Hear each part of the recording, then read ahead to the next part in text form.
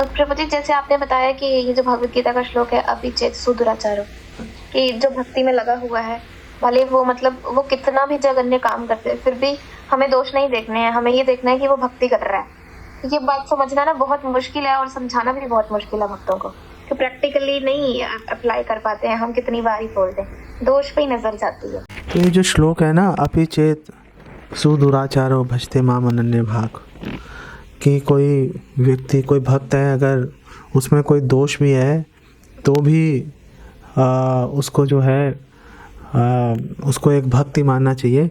इसका अगर आप अगला श्लोक देखेंगे ना, तो अगले श्लोक में आपको इसका उत्तर भी आपको मिल जाएगा, बिल्कुल इसके अगले श्लोक में, जहाँ पर भगवान बोल रहे हैं कि क्यों ये सोचना चाहिए कि एक जो व्यक्ति दुराचार में लगा हुआ है उसको भी एक भक्त के रूप में उसको क्यों मानना चाहिए, क्योंकि उससे हमारा ही उससे फ़ायदा है। उससे हमारा उससे क्या फ़ायदा है भाई, कि अगर हम ये मान के चलेंगे ना कि जो व्यक्ति एक भक्त है, अगर गलत काम भी उससे कुछ हो रहा है, दोष भी है, उसको भक्त मानेंगे तो उसका हमें लाभ मिलेगा। तो ये भगवत गीता का जो 9वें अध्याय का 31वां श्लोक है। अभी तो अपि चेत सुदुराचारा तो 30वां है, और 31वां जो श्लोक है, क्षिप्रम भवति धर्मात्मा शश्वत शांतिम निगच्छति, कि भगवान कृष्ण बोल रहे हैं कि जो ये समझेगा, दूसरा भक्त, एक भक्त है वो सेवा कर रहा है, चैंटिंग कर रहा है, लेकिन उसके अंदर कुछ दोष भी हैं उसके अंदर, लेकिन हम लोग अगर उन दोषों को देखते हुए भी उसको भक्त समझेंगे तो हमें क्या आशीर्वाद मिलेगा। क्षिप्रम भवति धर्मात्मा, हम लोग अच्छे भक्त बन जाएंगे। शाश्वत शांतिम निगच्छति, हमें शाश्वत शांति हमें प्राप्त हो जाएगी। लेकिन अगर हम दूसरे भक्तों के बारे में दोष देखेंगे, दूसरे भक्तों की कमियों को अगर हम उसके ऊपर फोकस करेंगे, सबसे पहली चीज़ हमारे मन से क्या गायब होगी? सबसे पहली चीज़ हमारे मन से सुख और शांति गायब हो जाएगी। अब तो हमारा वो सुख और शांति की जगह तो अब हमारे मन में पीड़ा ने ले ली। हम यही सोच रहे हैं, वो देखो वो भक्त ऐसा कर रहा है, वो देखो उसके अंदर ये कमियां है, हमें उसके साथ रहना पड़ रहा है, देखो कितनी गलत बात है। तो फिर तो हम ये सोचना शुरू कर देते हैं, तुरंत हमारे मन से सुख और शांति गायब हो जाएगी। मैं खुद इसका जीवंत उदाहरण रहा हूँ। मेरे में बहुत ही तीव्र दोष दृष्टि मेरे में थी और है, अभी भी है, ना चाहते हुए भी दिख ही जाते हैं दोष, क्या करूं। तो जब मैंने भक्तों के दोष को देखना शुरू किया, उनकी कमियों को मैंने देखना शुरू किया, तो मेरा मन बहुत ही विचलित हो गया। मुझे ना दिन को चैन, ना रात को चैन, कुछ समझ नहीं आ रहा क्या करूं। तो मैंने एक भक्त ने मुझे बोला कि आप गिरिराज महाराज को, उन्होंने मुझे उनका ईमेल एड्रेस दिया, तो उन्होंने बोला कि आप इनको चिट्ठी लिखो, इनको मेल लिखो, और उनसे जो आपके मन में दुविधा चल रही है आप उनसे जिज्ञासा करो, हो सकता है आपको रिप्लाई कर दें वो। तो मैंने एक बहुत बड़ी लंबी ईमेल लिखी। मतलब ये बात कई वर्ष हो गए इस बात को, सन समझ लो 2008-9 की बात होगी, 2010 इस टाइप की बात होगी।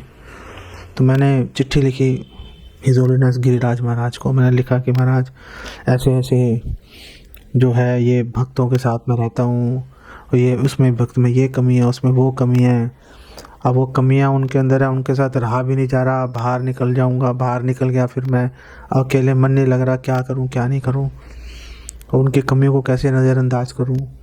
और भगवान ऐसे भक्तों को जिनके अंदर इतनी कमियाँ, भगवान उनको ऐसी सेवाएं भगवान क्यों ही दे रहे हैं?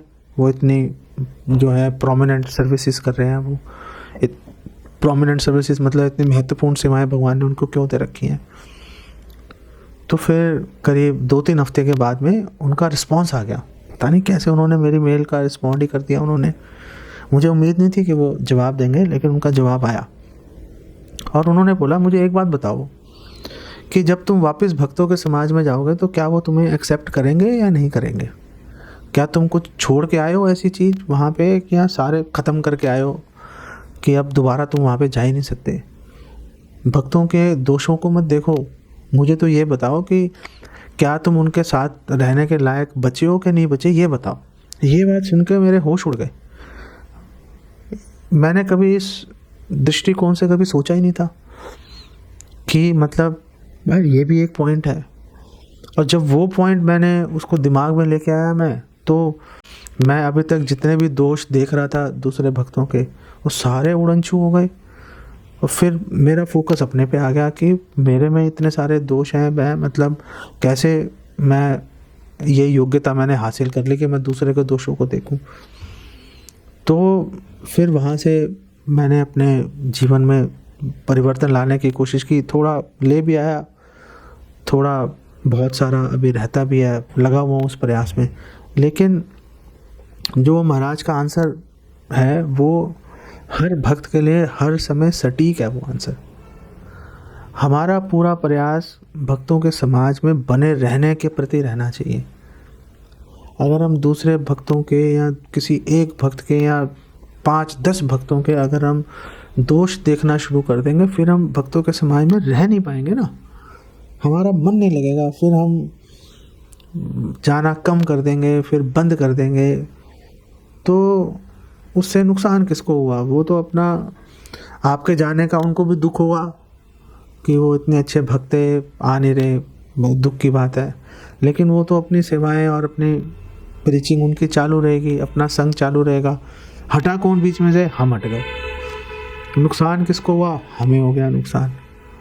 अपने नुकसान को हमेशा ध्यान में रखो कि हमें क्या नुकसान हो सकता है। भक्तों के समाज से हटना बहुत बड़ी प्रॉब्लम है।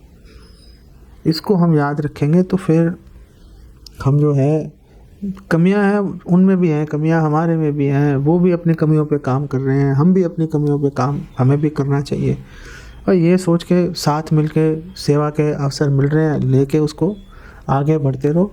ये विचार मन में लेके आओगे ना तो बेड़ा पार है, नहीं तो बहुत प्रॉब्लम्स है।